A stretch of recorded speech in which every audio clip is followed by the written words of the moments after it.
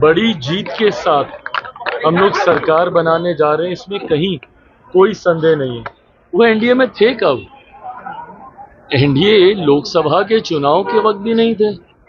इतनी लोगों के अंदर होड़ है, हर चीज का श्रेय हम कैसे ले लें?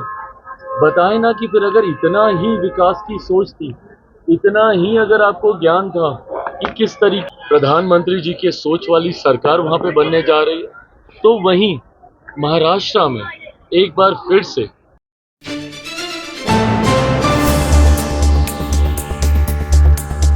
बिहार में जिस प्रकार से चाचा भतीजे की लड़ाई हो रही थी और आखिरकार जो बंगले की लड़ाई हो रही थी, अब बंगला जो है चिराग पासवान को मिल गया है। उसके बाद जो है लगातार 2 दिवसीय बैठक किया गया पशुपति कुमार पारस के द्वारा। इसके बाद आज जो है केंद्रीय मंत्री और पशुपति कुमार पारस के भतीजे चिराग पासवान ने कहा कि जो पशुपति कुमार पारस दावा करते रहे हैं कि हम एनडीए के पार्ट थे, अभी तक एनडीए के हिस्से में है, लेकिन चिराग पासवान ने साफ इनकार कर दिया। उन्होंने साफ तौर पे कह दिया कि वो एनडीए के हिस्से थे ही कब?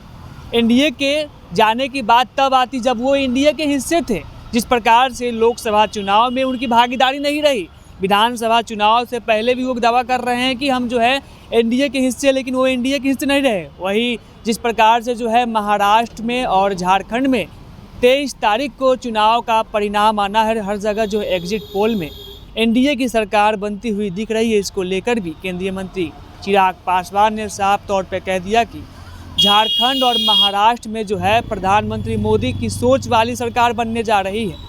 झारखंड के लोग जो है वहाँ पे एनडीए की सरकार बनाने जा रहे हैं। वही महाराष्ट्र को लेकर भी कह दिया कि एक बार पुनः महाराष्ट्र में जो है एनडीए की सरकार बनेगी। दोनों राज्यों में एनडीए को बढ़त दिखाई है, जा रही है, क्या कहेंगे? एग्जिट पोल ही नहीं, जो परिणाम भी आएंगे उसमें भी आप देखिएगा एनडीए को पूरी बढ़त उसमें रहेगी। बड़ी जीत के साथ हम लोग सरकार बनाने जा रहे हैं, इसमें कहीं कोई संदेह नहीं है। झारखंड में भी हम प्रचार के लिए गए थे, महाराष्ट्र में भी हम प्रचार के लिए गए थे, और दोनों जगह जाकर जो जानकारी जनता के साथ इंटरेक्ट कर हासिल हुई है, उसी के आधार पर इस बात को इतनी प्रमुखता से मैं कह सकता हूं कि 23 तारीख को जब परिणाम आएंगे, झारखंड में लोग बदलाव का मन बना चुके हैं। एक मजबूत प्रधानमंत्री जी के सोच वाली सरकार वहां पे बनने जा रही है, तो वहीं महाराष्ट्र में एक बार फिर से एनडीए सरकार पर लोग पुनः अपना विश्वास जताने की सोच के साथ उन्होंने 20 तारीख को मतदान किया है। 23 तारीख को दोनों जगह हम लोग की सरकार बनी। नियुक्ति पत्र कल बांटा गया है, उसको लेकर के क्रेडिट लेने की होड़ मची है। राजद के नेताओं के द्वारा कहा जा रहा है कि ये सब तो तेजस्वी यादव के नेतृत्व में तय हुआ था। प्रभु, सब उन्हीं के नेतृत्व में हुआ। जितनी चीजें हुई हैं सब उन्हीं के नेतृत्व में हुआ है। मुख्यमंत्री जी 2005 से सिर्फ उन्हीं का ही तो नेतृत्व में सारी कार्य कर रहे हैं। मतलब इतनी लोगों के अंदर होड़ है, हर चीज का श्रेय हम कैसे ले लें?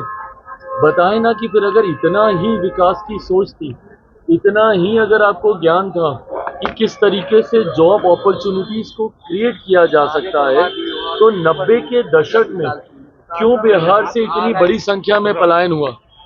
आज भी 90 का दौर अगर लोग याद करते हैं तो उसको सिर्फ और सिर्फ डर और भय की वजह से जो पलायन यहाँ से हुआ है, वहीं से जो पलायन की श्रृंखला शुरू हुई है, कौन उसके जनक थे भैया? किसके दौर में ये पलायन शुरू हुआ? किसके दौर को जंगल राज के नाम से जाना जाता था? आज की तारीख में हकीकत है, बिहार की जनता अच्छी तरीके से जानती है कौन कितना कार्य कर रहा है और कौन सिर्फ अपना नाम चमकाने का प्रयास कर रहा है।